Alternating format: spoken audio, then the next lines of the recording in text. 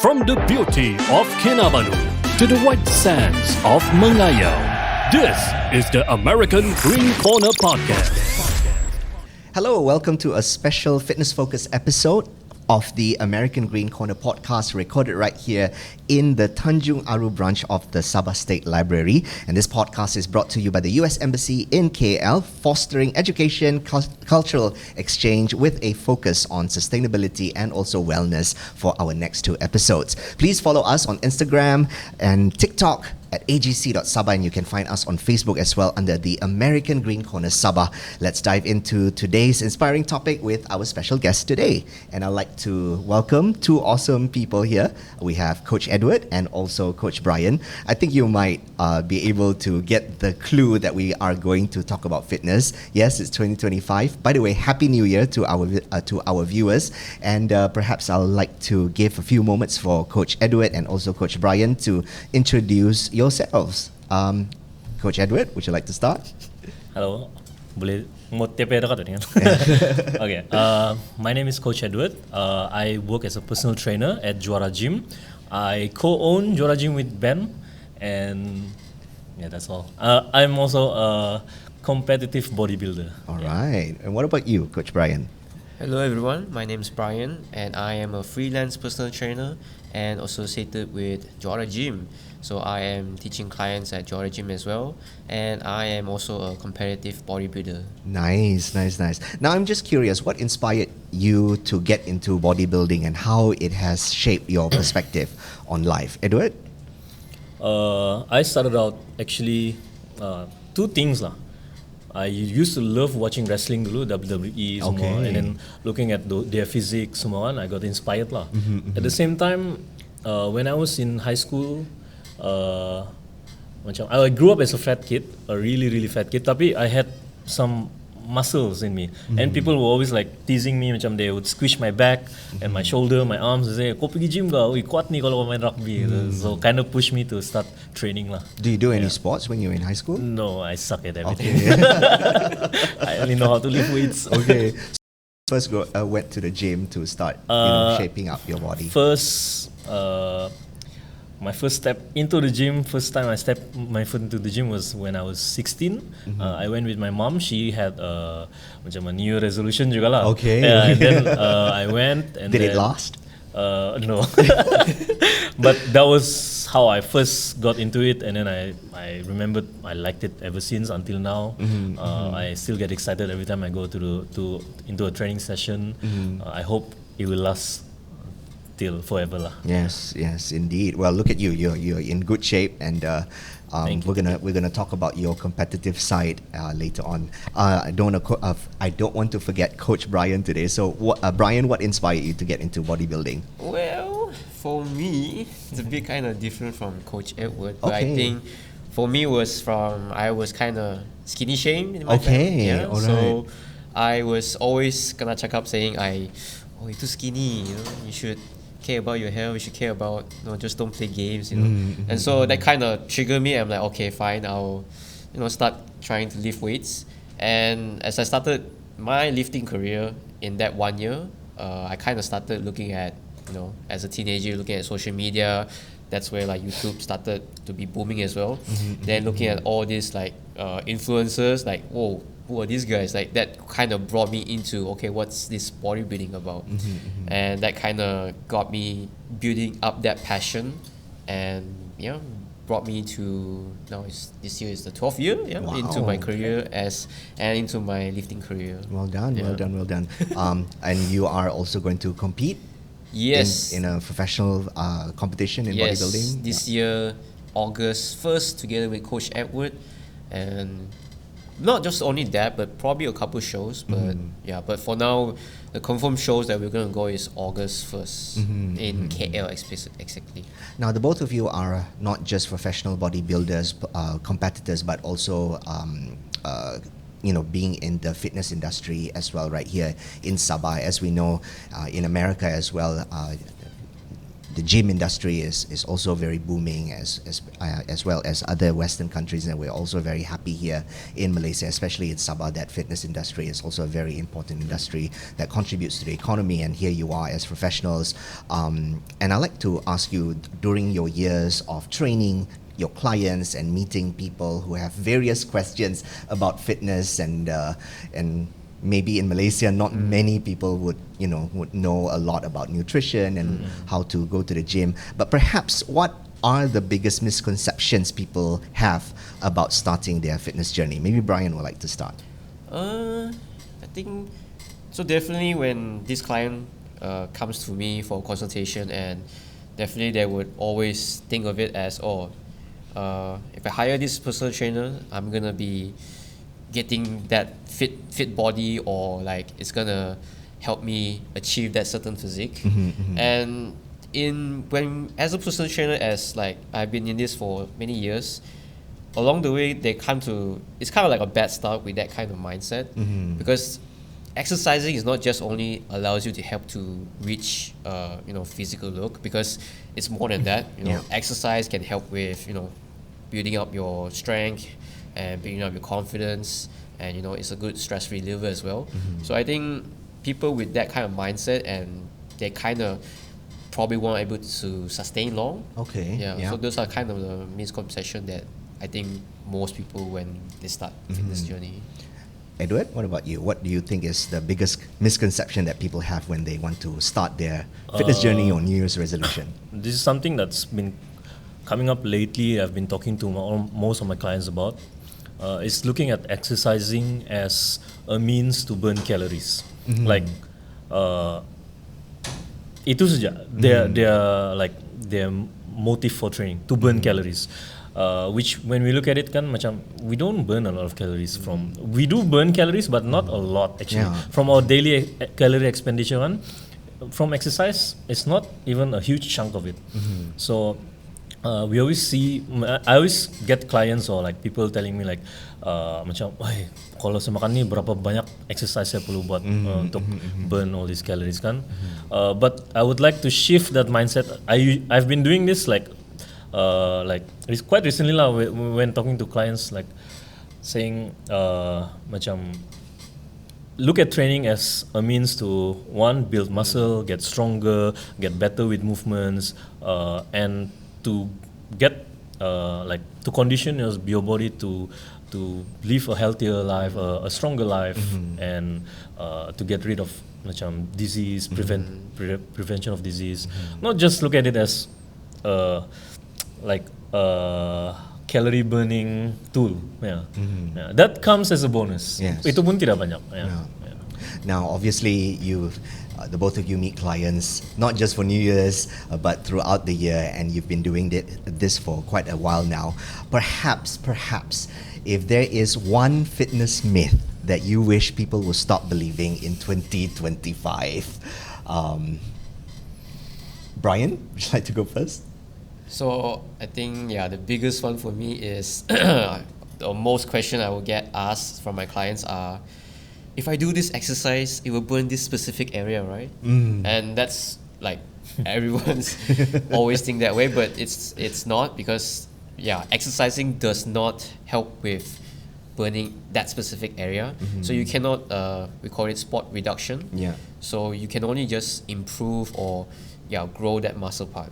So a lot of people have that wrong mindset. I mean, Edward, you and I, we own a gym. There's a caveat to that though. Right? Okay, go ahead.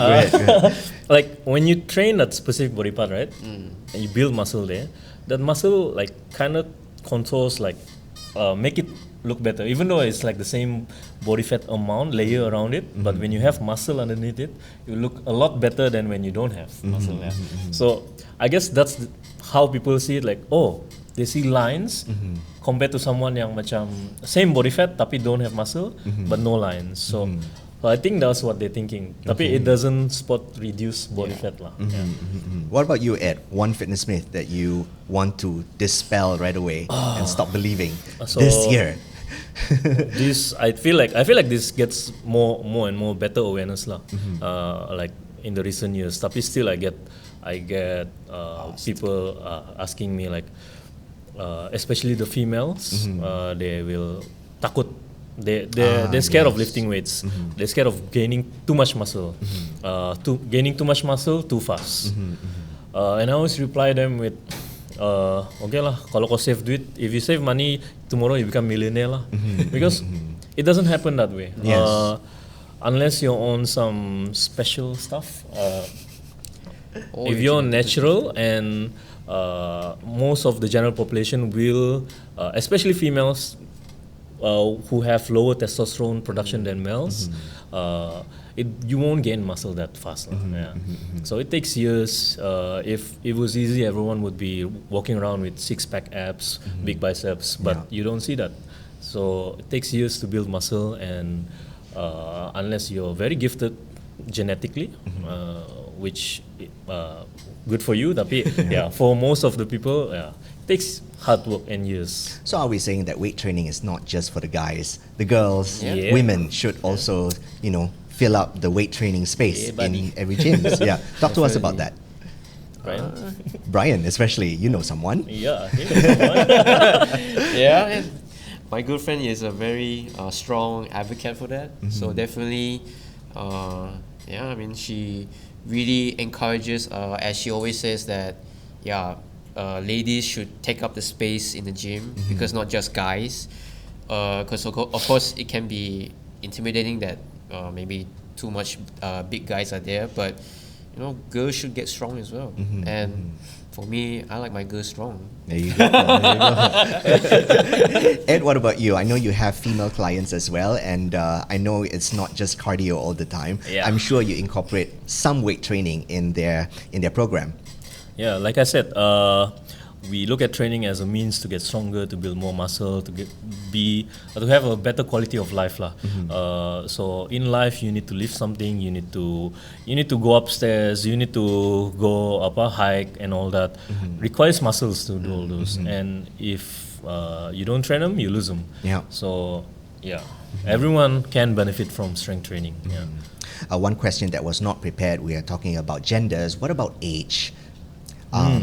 It seems like there are more and more people in their golden years are doing exercise. Perhaps you'd like to encourage some of our viewers who are in their golden years watching this that it's also important to exercise, move, and necessarily they don't even have to go to the gym to keep active. Edward, what are your thoughts? So in the medical world, it's called sarcopenia, the loss of muscle mass as you age, and starting even at the age of 30, we start to lose muscle mass gradually as we get older. Victim right here. Yes. So the goal is to slow down that rate of loss. So we want to gain muscle, the rate of muscle gain.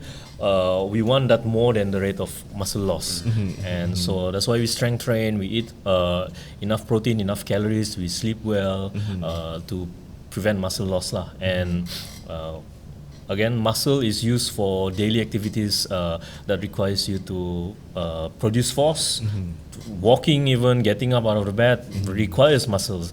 Once you injured a certain muscle and then you try to do a simple daily task, you'll realize like, oh, punya penting ni muscle ni. That's Yes, an of important course. muscle group, although small saja.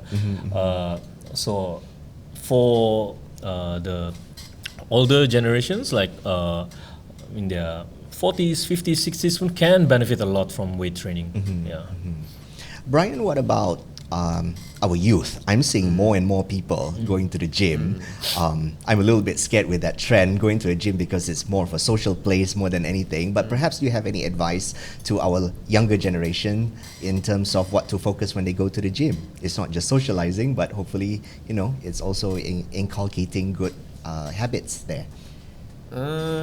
Yeah, I guess besides like just socializing, you should try to really focus on getting your workout done. I would say, I guess, be really sure of what your goal is, what you're trying to do there. Because like if you're there, then you're just there for what's the reason? Like, why are you doing with those specific exercise as well? Like, are you there just to feel like good? I mean, that's fine, it's good for you that you still show up, show up and exercise. But I think you shouldn't also forget that what is the real goal that you're trying to be there. And I think that even my clients, they would sometimes forget as we first time after the consultation, and sometimes it's always good to have that reminder to remind yourself of what exactly that you want to do and why you show up. New Year's resolution. Yep. I'm sure you are always busy in January, and I'm sure through the years people will wither away from that. Why is that? I guess everyone looks at the calendar year as like 1st of January, the new year, a fresh start. Kan?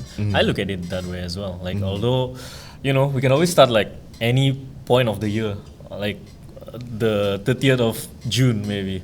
That could be our starting point, and then next year may 30th of June. Tapi, I think most of us look at the calendar year as like a start clean slate, kan? Fresh. So that's why people make goals. Brian, your thoughts?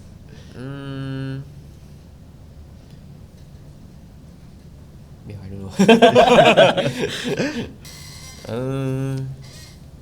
Like, people get motivated somewhere after the first week or the second week, or they want they try something new. Like, say, for instance, going to the gym, they'll sign up a membership and then you don't see them after that. Perhaps you can share, based on your experience from, your numerous clients that you have through the years, why would someone be demotivated to continue their New Year's resolution? Is there, is there a sabab or a reason why they decided to not pursue their New Year's resolution? I think for me it really depends on, again, like what exactly they want to do with the fitness. Like probably at the first start they want to hire a PT is just to get them, ignite the fire and get it started.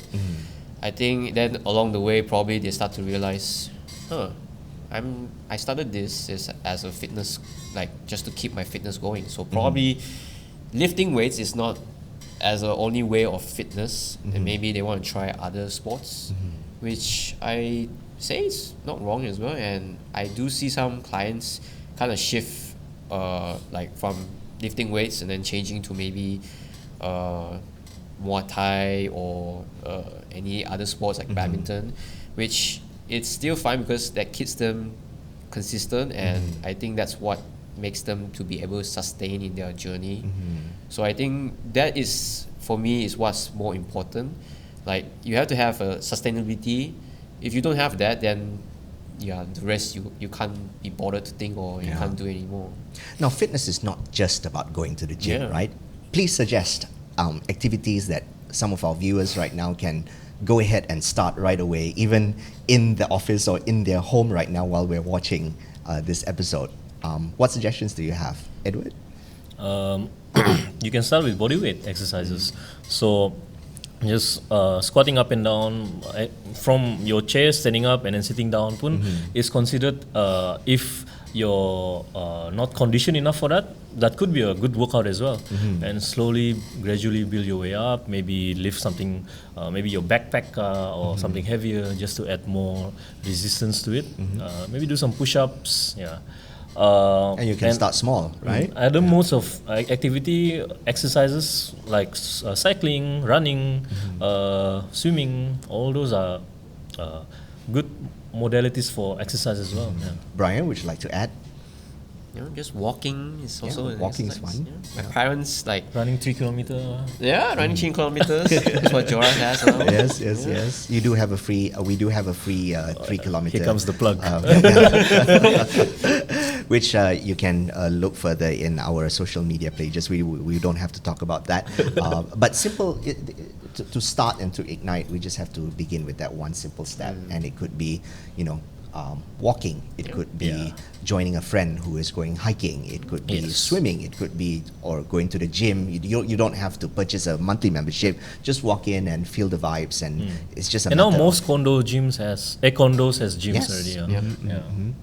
they're filled to the brim right now. I can imagine, especially in January. It's okay. I hope that people will not be, they will continue to motivate and continue their fitness journey there. Anyways, we are going to end our first episode here. I'd like to know your future plans. So I'd like to know what are your top goals for 2025 as professional bodybuilders and also as fitness coaches.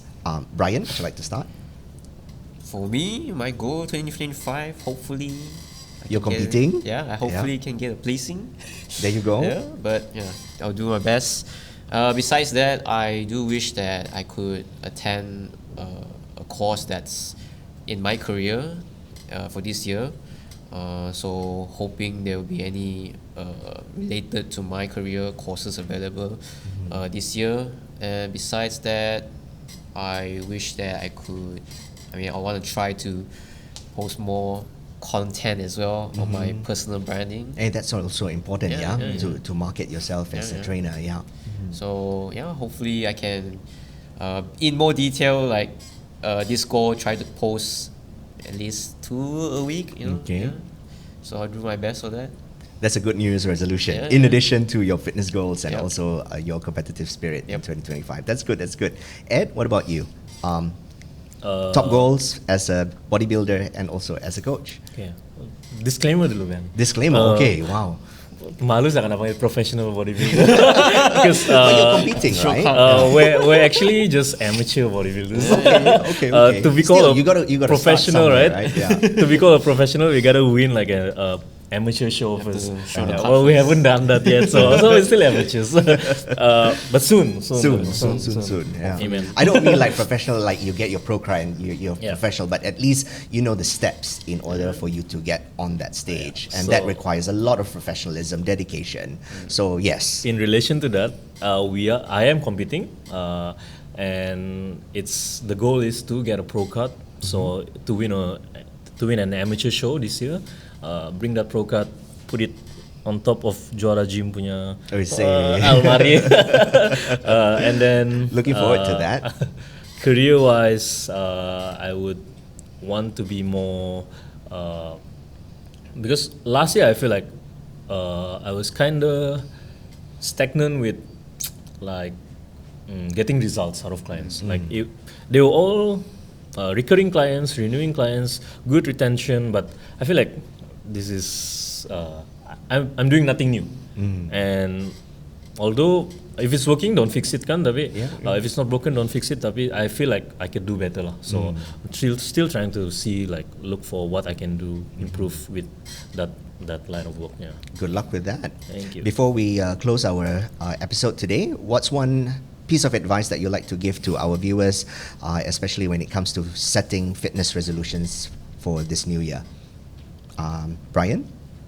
Find something you can sustain, and once you can, like anything, example like walking, if you can walk like 5, because the ideal people would say that you have to reach 10,000 steps a day, but of course you don't have to start with that. You can start with like 3,000 first, or even 2,000, and slowly build that up. So slowly build your sustainability, and you'll definitely can keep yourself consistent and in the long run for your fitness goals. Starting small, I like that. Very simple idea. Ed? Tips on? Yeah. Something advice, kind right? of similar to what he said. Find a entry point where you can tolerate the what you can tolerate first. Maybe like walking 3,000 steps. Sometimes some people can't even reach those numbers. So start small and then gradually build your way up. And then don't guilt yourself if you fall back down. It happens even to us actually. As PTs, we have our fallbacks. Tapi we want more consistent days, more good days than the bad days lah. Brian, Edward, thank you very much. We're going to take a very short break here because we're going to continue with our next episode. And to our viewers, thank you so much for viewing. If you're wanting to know more about resilience and wellness, I hope that you will stay on because our next episode will be talking about that together again with Coach Edward and also Coach Brian. My name is Ben Uzair. Thank you so much for watching. I'll see you in the next episode. Green Corner Podcast.